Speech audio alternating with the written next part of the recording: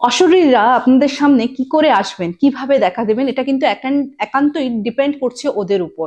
সেটা ভয়ঙ্কর রূপে আপনাদের সামনে আসবেন, নাকি একটা আলতো একটা অনুভবের মাধ্যমে আপনাদের কাছে ধরা দেবেন, নাকি একটা ঠান্ডা হাওয়ার মাধ্যমে আপনাদের কাছে ধরা দেবেন, নাকি আহ কি আর বলবো, শুনুন ঘটনাগুলি, তাহলেই বুঝে যাবেন। সত্যি হাড় কাঁপানো কিছু ঘটনা নিয়ে চলে এসেছে আজকেও। তো নমস্কার বন্ধুরা, কেমন আছেন আপনারা? আমি রুমকি আজও কিছু ভয়ঙ্কর ঘটনা নিয়ে চলে এসেছি আপনাদের কাছে। এই ঘটনাগুলি কিন্তু আপনারাই পাঠান, এবং থ্যাংক ইউ সো মাচ এত এত ঘটনা আমাদের সঙ্গে শেয়ার করার জন্য। কারণ একটা রিকোয়েস্ট আমি করব, যারা ঘটনা পাঠাতে চাইছেন তাদের উদ্দেশ্যে, যে ঘটনাগুলো একান্তই শুধু আমাদের জন্য হয়, ওইটুকুনি রিকোয়েস্ট। আর কি করে পাঠাবেন বলে দিচ্ছি। হোয়াটসঅ্যাপ নাম্বার 8011006740, নতুবা আমাদের মেইল আইডি কথায় গল্প @gmail.com, নতুবা আমাদের ফেসবুক এবং ইনস্টাগ্রাম হ্যান্ডেল কথায় গল্পে নামে।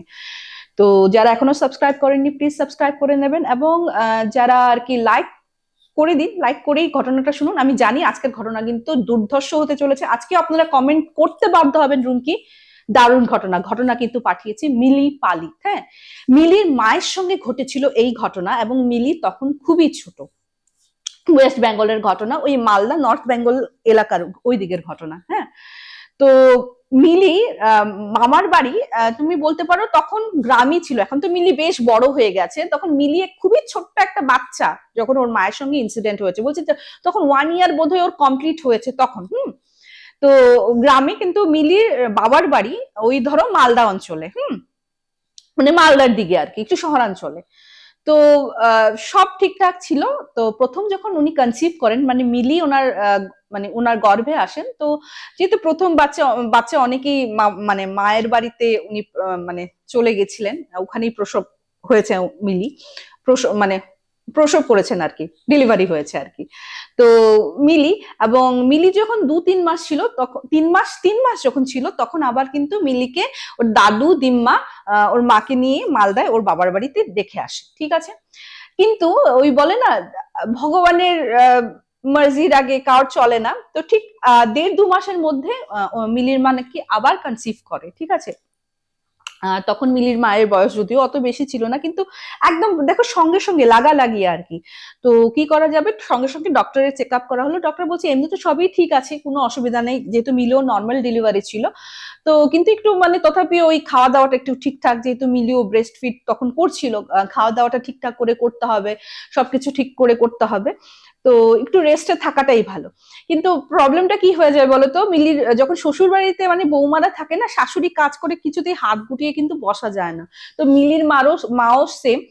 যদিও মানে মিলির বাবার বাড়ি যৌথ পরিবার ছিল না, শ্বশুর শাশুড়ি ছিলেন, কিন্তু সবাই আর কি সেপারেটেড, কাকি শাশুড়িরা আলাদা, মানে একই লাগালাগি বাড়ি হলেও সবার খাওয়া দাওয়া, বাড়িটাও আলাদা আলাদা আর কি। হ্যাঁ, তো তখন মিলির ঠাকুমা বললেন যে এই আমার বৌমাকে তো আমি চিনি, আমি কাজ করব, সে কিছুতেই বসে থাকবে না, ও ঠিক টুকটুক করে এসে হাত লাগাবে, তার থেকে ভালো যে ও মায়ের কাছে চলে যাক। মিলিও খুব ছোট, আহ এত ছোট, মানে ওরও তো টেক কেয়ার দরকার। আর ও যেহেতু মিলির মামার বাড়ি পুরো যৌথ পরিবার, মানে উল্টো আর কি, পুরোপুরি কাকা জেঠি সব একই হাড়ি, মানে হাতে হাতে কাজ করে ওদের, মানে গল্প গুজব করে, মানে অন্য পাড়া প্রতিবেশীর সঙ্গে গল্প গুজব করার দরকারই পড়ে না, এরা নিজেরাই মানে নিজেদের ফ্যামিলি মেম্বারই এত। তো ঠিক আছে, যেমন ভাবা তেমন কাজ। যখন 4 মাস হলো, তখন মিলির মাকে আবার বাবার বাড়িতে রেখে আসা হলো। আর ওখানে গিয়ে যেটা হয় আর কি, মিলিকে তো ওর মা দেখতেই লাগে না, ওই জেঠিমা বলো কাকিমা বলো ওকেই তেল মালিশ করে দিচ্ছে, খাওয়ানো দাওয়ানো সবকিছু। তখন 6 মান্থের উপরে হয়ে গেছিল মিলি, শুরু করেছে। আর বললাম না, গ্রামে গৃহস্থ বাড়ি, ওদের মানে ছাগলও ছিল, গরুও ছিল, সব ছিল। তো মিলির মায়ের একটা ফেভারিট ছাগল ছিল, এবং সেই ছাগল মানে ফিমেল ছিল, সেও পোয়াতি ছিল, এবং ওনার যখন 9 মান্থস অলরেডি ও বাচ্চা দিয়ে দেয় ছাগলটা, একটা পুরো ধবধবে সাদা। তো যেহেতু মা ফেভারিট, বাচ্চাগুলিকে তো খুব আদর করতো। যাই হোক, এরকম করে করে মিলির মারও কিন্তু বাচ্চা হলো। তো তখন ওর ভাই হয়েছে মিলি। তো সবাই খুশি, ওর বাবাও মাঝে মাঝে আসতো, শ্বশুর শাশুড়িও এসে দেখে যেত। তো সব ঠিকঠাক ছিল, বাচ্চাও খুব হেলদি, মিলির মাও ঠিক ছিল। তো বলছে যে যেহেতু মিলিও ছোট, ইয়েও ছোট, ছেলেটাও ছোট, বলছে 6 মাস পরে বৌমাকে আমরা নিয়ে যাব। বলছে ঠিক আছে, কোনো ব্যাপার না, মানে ওখানে নিয়ে গিয়ে পরে মানে ওই অন্নপ্রাশনটা করবে, যেহেতু ছেলেদের জোরে হয় না। তো বলছে ঠিক আছে।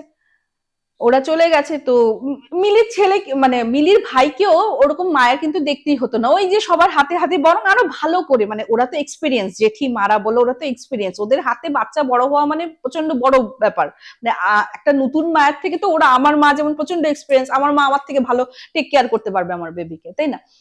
তো ঠিক আছে, তো একদিন কি হয়েছে, দুপুর বেলার থেকে না ওই ওনার ফেভারিট ছাগলের যে বাচ্চা হয়েছে বললাম না, ওই একটা সাদা ধবধবে, ওই ছাগলটাকে খুঁজে পাওয়া যায় না। তো সারা দুনিয়া খুঁজছে খুঁজছে খুঁজছে, মিলিও নাকি ওর মানে জেঠি দিম্মার সঙ্গে, দিম্মার যে বড় যা, ওনার সঙ্গে খুঁজতে বেরিয়েছিল। ওর মাও না মানে, ওর তখন ওই ছেলেটা আর কি ঘুমোচ্ছে, আর ওনাদের বাড়িতে তো ডোমেস্টিক হেল্পারের কমই ছিল না, যেহেতু এত বড় বাড়ি। তো একদিনকে বলছে তুই দেখিস, আমি দেখি তো। হ্যাঁ, ওই সাদা ফুটফুটে, মানে ওনার খুব টানছে আর কি, বাচ্চাটা কোথায় গেল, মনটাও খারাপ লাগছে, কেউ নিয়ে চলে গেল নাকি, সুন্দর বাচ্চা। তো খুঁজতে খুঁজতে বলছে সবাই তো সামনের দিকে গেছে, আমি পিছন দিকটা খুঁজি, পেছনে তো কেউ যায়নি। অথচ পিছনে গেছিল ওই পুকুর পাড় অব্দি ঘুরে, পেছনে ওনাদের পুকুর আছে, বাঁশ বাগান আছে, ঘুরে টুরে চলে এসে পাইনি। উনি তথাপিও গেছেন, যাওয়ার পর পুকুরটা ক্রস করার পর না একটা আওয়াজ, মানে মেহে মেহে মেহে আওয়াজ হচ্ছে। তখন কিন্তু আতুর ঘর জাস্ট ওনার উঠেছে, ধরো 12 দিন হয়েছে ওনার আতুর উঠেছে। তো গিয়ে দেখে বাঁশ ঝাড়, তো বুঝতে পারছো পুরো ঝাড়ি বাঁশ, ওইটার মধ্যে চিপাই যে মানে ঢুকেছে না, ওটা আর বেরোতে পারছে না, মানে যদিও মানে বেরোনোর জায়গা আছে, কিন্তু ও হয়তো প্যানিক হয়ে গেছে ছাগলের বাচ্চাটা। তো যদিও ওই সময় বেশ মোটামুটি বড়ই হয়ে গেছিল, কারণ এদের তো মানে খুব ফাস্ট ওরা বড় হয়। তো বেরোতে পারছে না। তো মিলির মা ওকে বের করে ওকে বলছে যে তুই কেন ঢুকেছিলি, তোকে সবাই খুঁজে খুঁজে ইয়ে করছে, হন্যে হয়ে যাচ্ছে। এর আগের দিন কিন্তু বৃষ্টি হয়েছে, বুঝতেই পারছো, মাটির সবকিছু, মাটির বাগান ঠাগান এভরিথিং। তো ওই ছাগলটাকে নিয়ে আসার সময় না মিলির মা ধারাম করে পড়েছে, মানে পুরো পিঠ উল্টে এরকম করে পড়েছে। উঠে গিয়ে আবার মানে পুরো কাদা ফাদা তো লেগে গেছে, বললামই বৃষ্টি দিয়েছে। তো সবাই মানে ছাগলকে তো নিয়ে এসছে, ছাগল সবাইকে ডেকে বলছে এই যে পেয়েছি, দেখো বাজারের ওদিকে ছিল। তো সবাই এসে আগে মিলির মাকে প্রচন্ড বকা দিয়েছে।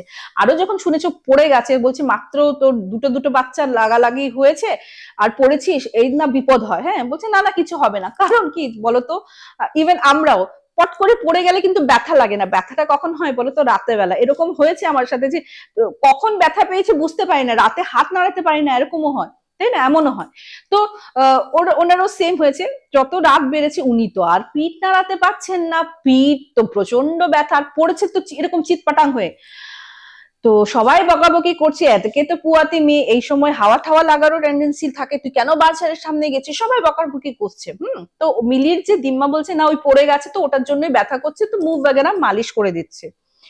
তো ওই রাত্রে ওনার ছেলে, বাচ্চা ছেলে তো তখন, তুমি ও ব্রেস্ট ফিড করতো, একে যখন ফিট করাতে গেছে দেখে মিল্ক আসছে না, কিছুতেই ফিট করাতে পারছে না। আর ওকে কোলে নেওয়ার সঙ্গে সঙ্গে ব্যথার যন্ত্রণা, মানে এরকম করে, তো একে তো যন্ত্রণা, বাচ্চাটাকে নিলে যেমন আরো বেশি যন্ত্রণা বেড়ে যায়। ব্রেস্ট ফিড মানে মিল্কও আসছে না, বাচ্চাটা খাবে কি? তো ডক্টরের সঙ্গে কথা বলে বললো যে ফর্মুলা, মানে আছে না ফর্মুলা মিল্ক গুলি, ওগুলি খাওয়াতে বলেছে, আর বলেছে ডক্টর দেখাতে।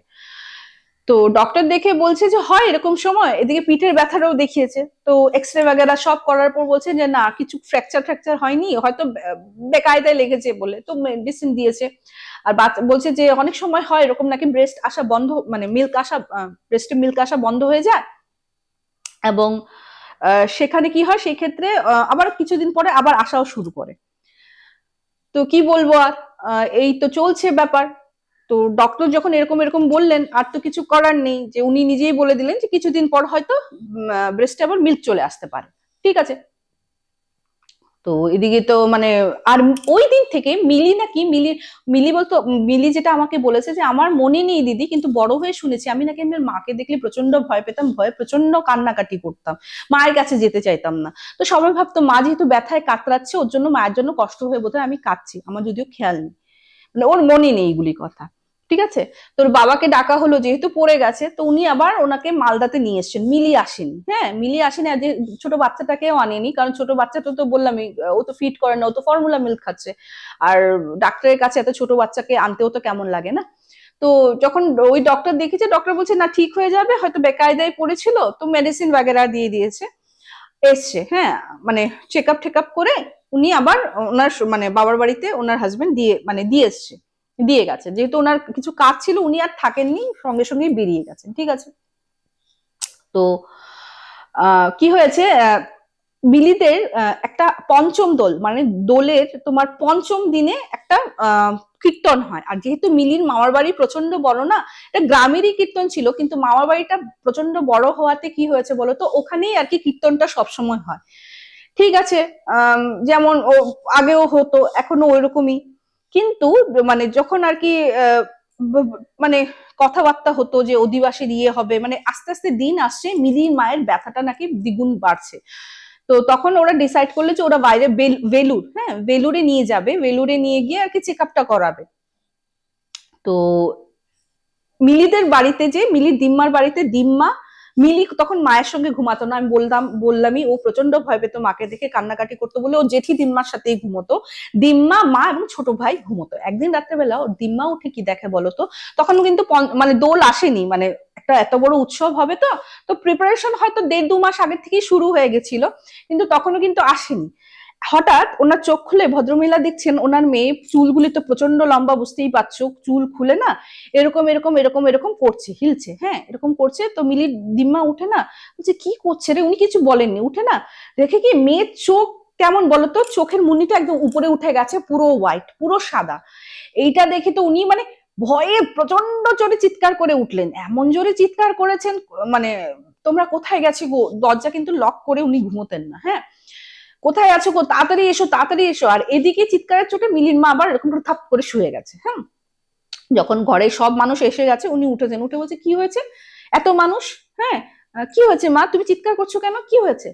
তখন ওর মা না বুঝে গেছে যে ও এর আগে যে স্টেজে ছিল এখন ওর মনে নেই। উনি খুব বুদ্ধি করে, যেহেতু আমি বললাম উনি তো ওই গায়েরই থাকতেন এবং এগুলির থেকে ইউজ টু ছিলেন, যে এরকম হাওয়া বাতাস যে গায়ে লাগে, কিন্তু উনি এটা কোনোদিনও ভাবেননি যে ওনার মেয়ের উপরেও এরকম কিছু একটা এসে গেছে বা হাওয়া লেগেছে, ওটা উনি কোথাও না কোথাও ভাবতেই পারেননি।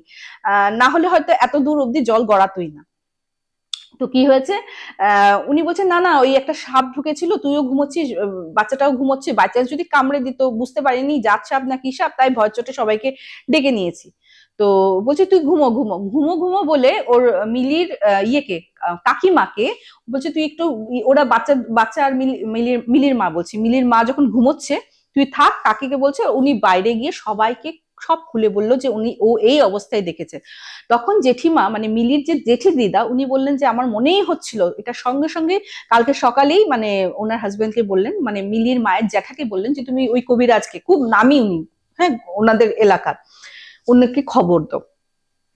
তো ঠিক আছে, সকালবেলা ওনাকে একবারে নিয়ে এসছেন, এবং মিলির মা নাকি ওকে দেখে প্রচন্ড লাফালাফি শুরু করেছে, লম্ফজম্প শুরু করেছে, হ্যাঁ তুই কেন এসছিস, তুই কেন এসছিস। আচ্ছা আরেকটা কথা বলতে ভুলে গেছি, ওই যে ওর মা যে উঠেছিলেন না, মিলির মা, তারপর যে মিলির দিম্মা যে উঠেছিলেন, মিলির মাকে দেখেছেন যে চোখের উপরে উঠে গেছে, উনি একটা কথা বলছে, হ্যাঁ কি বলছিল, মানে মিলির মা নাকি এরকম করে বলছিল, একটা নেব, দুটো নেব, তিনটে নেব, গুনে গুনে সব কটাকে নেব, সব কটাকে মারবো।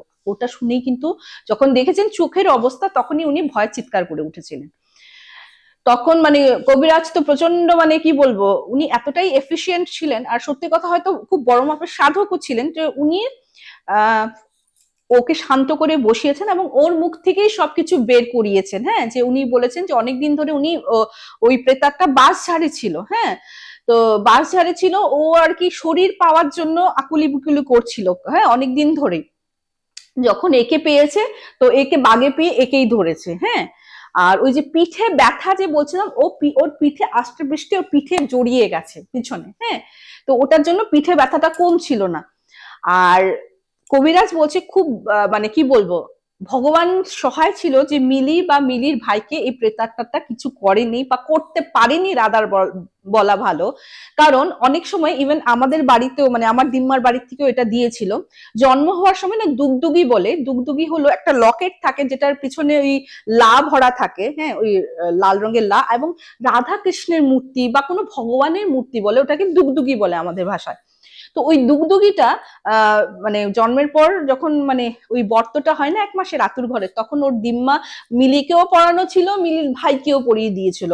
ওটার জন্য ওই যে বলে না কোলে নিতে পারছিল না, তখন পেইন হয়ে ব্যথা হয়ে যাচ্ছিল, ব্রেস্ট ফিট করাতে পারছিল না, মিল্কি আসা বন্ধ হয়ে গেছিল, যেহেতু ওকে পজিটিভ এনার্জি তো বাচ্চাটার সঙ্গে জড়িয়ে আছে, ও তো ধরতে পারবে না।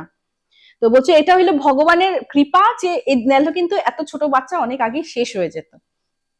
তো অনেক কষ্টে নাকি ওটাকে মুক্তি দেওয়া হয়, মানে ওকে পুরোপুরি এপার থেকে ওপারে পাঠিয়ে দেওয়া হয়।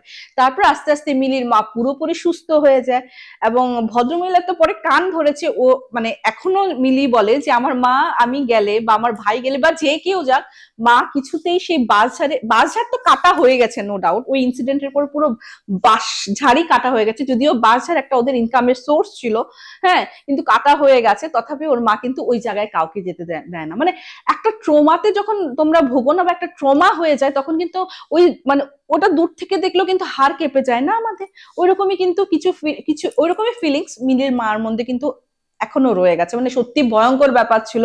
আর ওই একটা হিন্দিতে প্রবাদ আছে না, জাকো রাখে সাইয়া মার সকে না কই, খানিকটা ওইরকমই কিন্তু মিলিদের সঙ্গে হয়েছে। তো থ্যাংক ইউ সো মাচ মিলি, তোমাদের জীবনে এমন ঘটনা আমাদের সঙ্গে শেয়ার করার জন্য। তো মিলির আরো একটা ঘটনা এসে গেছে, আমি ডেফিনেটলি শেয়ার করব। তো এরকম ভাবেই ভালোবাসতে থাকো, এভাবেই কাছে থাকো, সাবস্ক্রাইব করো, পরিবারটাকে তো বড় করতে হবে। তোমাদের আশীর্বাদ থাকলে খুব তাড়াতাড়ি হয়তো আমরা 10K কমপ্লিট করে নেব। সাপোর্ট করো, এটুকুনি রিকোয়েস্ট করে চলে যাব আরেকজনের ঘটনায়। মধুমিতা চাকি ফ্রম নিউ জার্সি। তো এটা প্রচন্ড একটা অনুভূতির ঘটনা। আমি বললাম না যে অশরীরী আত্মা বা আমাদের প্রিয়জনের আত্মারা আমাদেরকে কিভাবে দেখা দেবে, কেমন করে দেখা দেবে, সবই কিন্তু ওদের উপর ডিপেন্ড করে। তো ম্যাম অ্যাকচুয়ালি ম্যামের মানে মা বাবা দুজনেই মানে কর্মরত ছিলেন। তো ওর জন্য ম্যামের ভাই এবং ম্যাম নাকি দিম্মাদের বাড়ি মামার বাড়িতেই মানুষ হয়েছেন এবং দিম্মার সঙ্গে ম্যামের বন্ডিং প্রচন্ড স্ট্রং ছিল। ইনফ্যাক্ট ম্যাম কোথায় বিয়ে কোন পরিবারে বিয়ে দেওয়া হবে, ছেলে কেমন হবে, সবকিছুর মধ্যে কিন্তু প্রথম মানে কনসার্ন বা বলতে পারো যে একটা স্ট্যান্ড কে নিয়েছিলেন বলতো ম্যামের দিম্মা। এবং ম্যামের দিম্মার প্রচন্ড শখ ছিল যে ম্যাম কিভাবে ওনার সংসার গুছিয়ে করছে দেখার। তো ম্যাম তো বিয়ের পর নিউ জার্সিতে চলে গেছিলেন, এখন নিউ জার্সিতে থাকেন, কিন্তু তখন নাকি ম্যাম বাফেলো বলে একটা জায়গায় থাকেন। বাফেলো হলো নাইগ্রা ফলস এর কাছাকাছি, হ্যাঁ। তো দিম্মার প্রচন্ড বয়স হয়েছিল, তো ইটস নট পসিবল না যে এই বয়সে উনি অত দূরে পাড়ি দেবেন এবং দেখাবেন। তো যদিও ম্যামের ছেলে হয়েছিল, ছেলেকে দিম্মাকে কিন্তু দেখিয়ে গেছেন। এবং দিম্মার মৃত্যুর আগে মেয়ে হয়েছে, কিন্তু কোনো একটা কারণ বসে এত দূর থেকে তো বললেই চলে আসা যায় না, ওনারা কিন্তু মেয়েকে দেখাতে পারেননি। কিন্তু দিম্মার খুব শখ ছিল এই নাতনির মানে ও সংসার কিভাবে করছে, ও ঠিকঠাক করছে, ও কিভাবে নিজের ঘরটাকে গুছিয়ে নিয়েছে, খুব স্বাদ ছিল দিম্মার দেখার। কিন্তু যাই হোক, এত দূর ডিস্টেন্সের জন্য তো আর হয়নি। তো একদিন কি হয়েছে, আমি বললাম যে তখন উনি বাফেলো তো থাকতো, তো বাফেলোতে বলছে 8 মাসে এরকম কি সবসময় স্নোফল হয়ে যায় এবং সেখানে 1 মিটার মানে 1 ফুট উচ্চতা স্নোফল হয়ে যাওয়া মানে it's not a big deal. এটা মানে কোয়াইট মানে 4 মাস নর্মাল থাকতো, 8 মাসে এরকম অবস্থা। এবং যেহেতু মানে ওনার বাচ্চা মেয়ে খুবই ছোট ছিলেন, তো ওনারা যেই এখানে থাকতেন না, যে ফ্ল্যাটে থাকতেন, দোতলা ছিল এবং দোতলার মধ্যে তোমার ব্যালকানি, দেন তোমার লিভিং রুম ছিল, মানে 2টো বেডরুম ছিল, ওয়াশরুম বাগেরা ছিল। তো উনি কি করতেন, সকালবেলা উঠতেন, উঠে উনার বাচ্চার জন্য মিল্ক রেডি করাই থাকতো, সেটা ফ্রিজে রাখা থাকতো, ফ্রিজ থেকে বের করে উনি মাইক্রোওয়েভ করে তারপর বাচ্চাটাকে খাইয়ে দিতেন, মানে ওনার মেয়েকে। তো আর বলছে যে ওখানে যদিও অন্ধকার অন্ধকার থাকলেও না, আমার ঘরে লাইট না জ্বালালেও হতো, কারণ ওখানে একটা টেনিস কোর্ট টাইপের ছিল এবং আলো বাগেরা ছিল, যে বাইরের আলোটাই না পুরো ওনার লিভিং রুম বলে পুরো আলোকিত করে রাখতেন। বলছে আমার কিন্তু সত্যি কথা বলতে আলো জ্বালানোর কোনো দরকারই পড়তো না, লিভিং রুমটা পুরো আলোকিত হয়ে থাকতো। একদিন কি হয়েছে, সকালবেলা ভোরবেলা, তখন ওরকম ভাবে আলো ফুটেনি, অন্ধকার অন্ধকারই, কিন্তু বললাম যেহেতু আলো আসে, তো ওনার বাচ্চাকে খাওয়াবেন, উনি তো রেডি করে রেখেছিলেন ফ্রিজ থেকে। যখন মিল্কের বোতলটা বার করলেন না, ফর দ্য ফার্স্ট টাইম, এর আগে এরকম কোনোদিনও হয়নি, বলছে কি চুপ করে যেমন লোড শেডিং হয়ে গেল, একদম অন্ধকার, গাঢ় অন্ধকার নেমে আসলো, মানে ঘুটঘুটে অন্ধকার, মনে হচ্ছে আমি আমার হাতটাকেও দেখতে পাচ্ছি না, মিল্ক বোতলটাকেও দেখতে পাচ্ছি না। এবং পুরো আমার, যদিও ঠান্ডার ওয়েদার, ঠান্ডা বললামই বরফ পড়ে, কিন্তু যারা আর কি নিউ জার্সি বলো বা আমেরিকা এরকম ঠান্ডার জায়গায় থাকে, ওদের কিন্তু টেম্পারেচারটা, রুম হিটারটা এমন ভাবে সেট করা থাকে না যে নর্মাল হয়ে যায় আর কি, ইয়েটা মানে টেম্পারেচারটা। বলছে ওই তুলনায় বহুত ঠান্ডা হয়ে গেল। অ্যান্ড আমি না একটা খুব ঠান্ডা স্পর্শ, মানে স্পর্শটা খুব চেনা জানা ছিল, কিন্তু উনি ঠাউর করতে পারছিলেন না কার স্পর্শ উনি পেয়েছেন। হ্যাঁ, বলছে একদম ঠান্ডা স্পর্শ আমি অনুভব করলাম, এবং ওটা ছিল মাত্র 20 সেকেন্ডের মতো, আবার আলো হয়ে গেল, হ্যাঁ, চুপ করে আবার আলো হয়ে গেল, টেম্পারেচারও সব ঠিক হয়ে গেল। তো উনি না দুধটাকে মাইক্রোওয়েভে ঢোকাতে ঢোকাতে ভাবছেন, এটা আমার সঙ্গে কি হলো, আমি হ্যালুসিনেট করলাম, আমি স্বপ্ন দেখলাম, এটা কি হলো। ভাবতে ভাবতে উনি তো বুঝতে পারলেন না, উনি ভেবেছেন উনি হয়তো স্বপ্নই দেখেছেন। বাচ্চাকে ফিট করাচ্ছিলেন, তখন ইন্ডিয়া থেকে একটা কল আসলো। Excuse me. ইন্ডিয়া থেকে একটা কল আসলো, যেখানে উনি জানতে পারলেন ওনার দিম্মা নেই।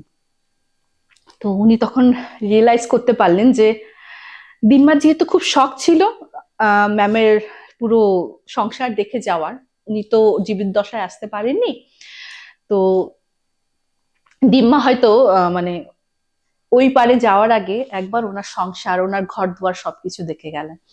তো এটার মধ্যে প্রচন্ড কষ্টের একটা অনুভূতি তো বটেই। নিজের মানে সে যতই বয়স্ক হোক, নিজের নিয়ার এন্ড ডিয়ারকে আমরা কোনোদিনও হারাতে চাই না, তাই না? হোক না বয়স, থাকুক না আরো কিছুটা দিন, থাকুক না, এটাই তো চায় মনটা, তাই না?